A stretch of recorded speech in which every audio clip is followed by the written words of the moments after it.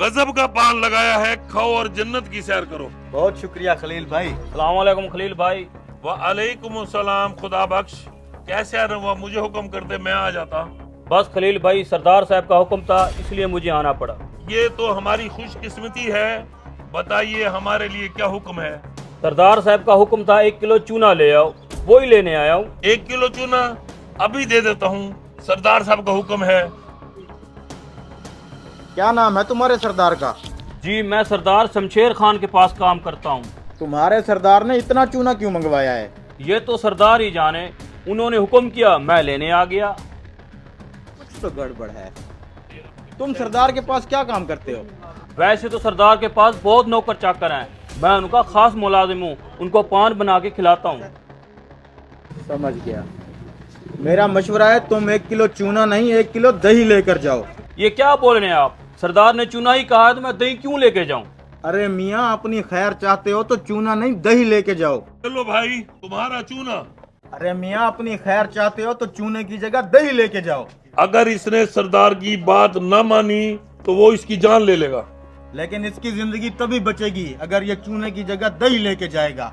आगे तुम्हारी मर्जी। कहीं वाकई सरदार मेरी जान लेने का तो नहीं सोच रहा?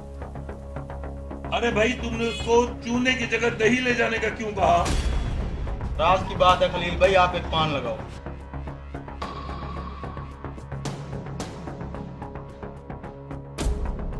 उस अजनबी के कहने पे मैंने चूने की जगह दही तो ले ली, लेकिन सरदार को क्या जवाब दूंगा? अल्लाह ही मदद करे मेरी। जाओ जाके नहलाओ इस घोड़े को। हाँ खुदा बख्श, चूना ले आई हो? जी सरदार, ले आया हूँ।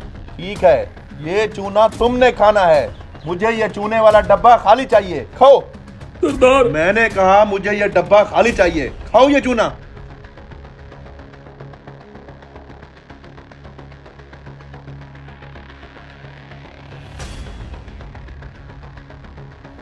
खा लिया सरदार। खा लिया? 1 किलो चूना खाने के बाद तुम जिंदा कैसे हो? इस डब्बे में चूना ही था ना? सरदार, इस डब्बे में चूना नहीं दही थी। दही? मैंने तुम्हें 1 किलो चूना लाने को भेजा था। सरदार, मैं पान वाले से चूना ही लेने गया था, वहाँ एक अजनबी बैठा था, उसने कहा था चूने की जगह दही ले जाओ, तुम्हारी जान बच जाएगी। तुम्हें तो मैं बाद में देखूंगा, पहले उस अजनबी को बुला के लाओ। अस्सलाम वालेकुम। वालेकुम सलाम। तुम्हारे कहने पे मैं चूने की जगह दही तो ले गया था, मेरी जान तो बच गई, अब तुम्हें सरदार ने बुलाया है। अंदाजा था मुझे इस बात का। अल्लाह ताला इनको सरदार के गजब से बचाए।